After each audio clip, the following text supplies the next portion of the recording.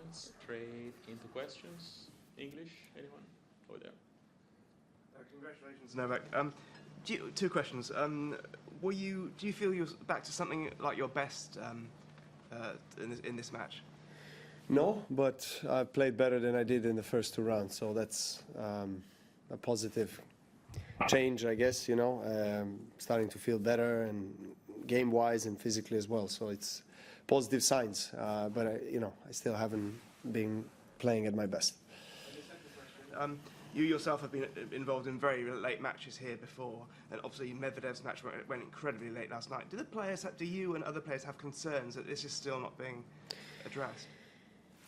I think it is addressed, to be honest. I mean, I know that Grand Slams have had conversations about this, but they obviously try to start the tournament a day earlier, etc. But it's the daily schedule and the time of the matches are scheduled. That is a problem, obviously, when you have men's playing best of five. It can happen as it did, last night with day matches. They went 5 sets, and then Medvedev again started. What was it, 11 p.m. It's not the ideal situation to be in. That's for sure. I don't know. I mean, I don't see Grand Slams on main courts, particularly on the center court, changing the format of having day matches and night matches, because that's how they sell their tickets. That's how they commercialize. That's how they promote. I just don't see it being one session the entire day. That would help, I think, for the players, definitely, because then we would have an extra maybe few hours in some days, if it starts at 11 or 12, and then depending on how many matches are scheduled. I guess the other option is scheduling one less match on the center court as well. But then I'm sure that Grand Slams are taking a lot of different possibilities in the equation, in the consideration. So that's all I can say. Can we have one per person, please? We go through many people. I know in some moment of the match we can see you very frustrated or uncomfortable with your game or with some shots. I would like to know, in that particular moment, which is the thing that you talk by yourself, what is the plan in your mind to change that, to keep focus and having the control of the point? Well, it's not always a positive pep talk. There's a lot of trash talk happening inside of my head. That I guess it's part of the game. It's part of who I am, and I'm quite certain that everyone goes through their crisis moments, particularly in the matches where they don't feel their best, and they have doubts. Question is how you overcome those doubts and focus on being in the present and trying to get the most out of yourself for the next point. I do have extrovert kind of personality. I show my emotions, and not always, but it does happen when I show the bad side of my emotions. It's ugly and it's not something I enjoy, but it is what it is. I'm trying to fight the demons that I have as anybody else, on the court, and sometimes it works better, sometimes not so great. So you just have to accept the circumstances, and depending on how you feel against certain opponent on the given day, sometimes you just wake up not feeling great, and you start to doubt that you can win a match or play well, and those are some of the things that you have to deal with mentally during the match. Noticeable you still had a bit of a runny nose out there tonight. Do you know exactly what it is and how much is it affecting you, and have you had a COVID test since you've been in Melbourne? I haven't had a COVID test.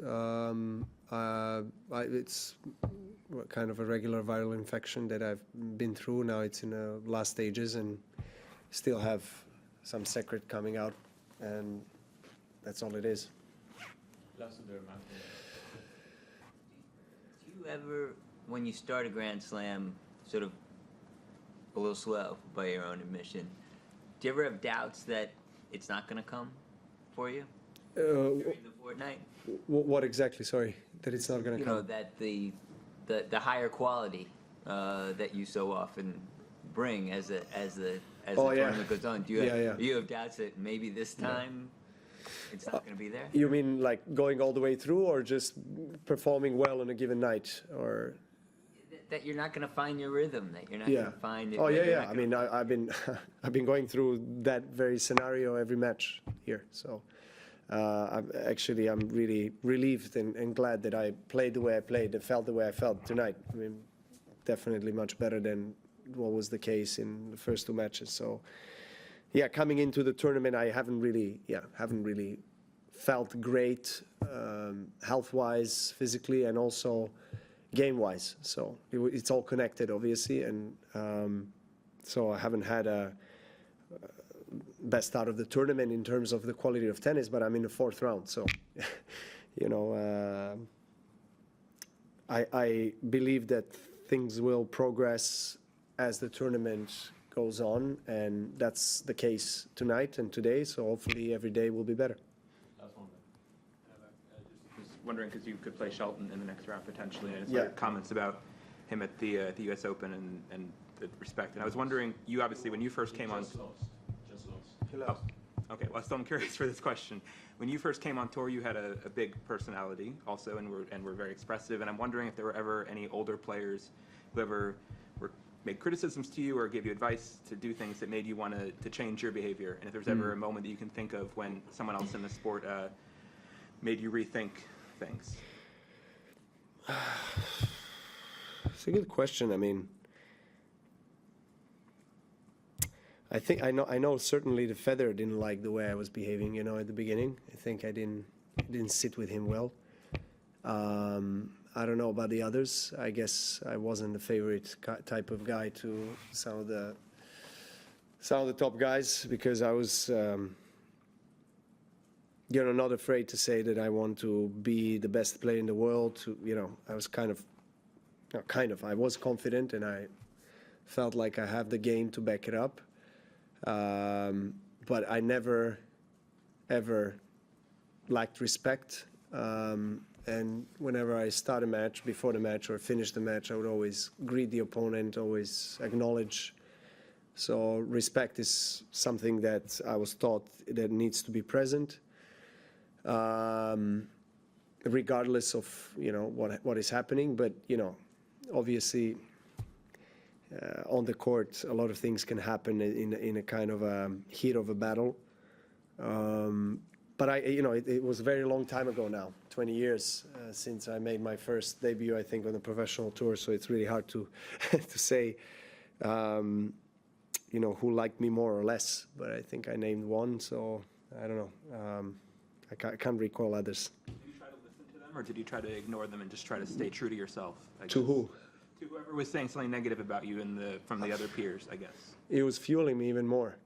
So, because, I mean, if I made a mistake, I would admit it and, of course, say, I make a mistake, I raise my hand, I apologize or whatever. But if the criticism came with no particular reason, I think, then I would just keep, going the kind of direction that I chose, and that's it, and I knew and I know today that, you can't have everyone liking you, who you are, how you play, or how you behave, what you talk about.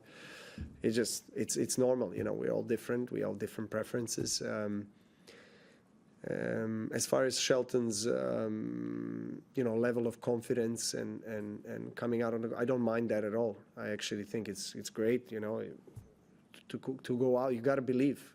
I'm all for that. I also, support 100% a young player coming out on the court, like Prismic did the other night against me, and Shelton is doing, coming out, believing in his capabilities, that he can challenge the best players in the world. I don't dislike that at all. But there is obviously some kind of line of, non-visible line of acceptable behavior, I guess, towards the player. And you know, if a player steps over that line, then obviously it starts being annoying. You know, and that's when you react or you don't react, whatever. It just depends. But I'm all for young players showing confidence and speaking always with respect towards the older guys who are on the tour, but you know, being confident in themselves and their tennis. Wide World of Sports is your home of the Australian Open. With highlights of every match of the AO, the on-court interviews, and every day with the morning serve, you'll be ahead of the game. So click that subscribe button so you don't miss a thing this Australian Open.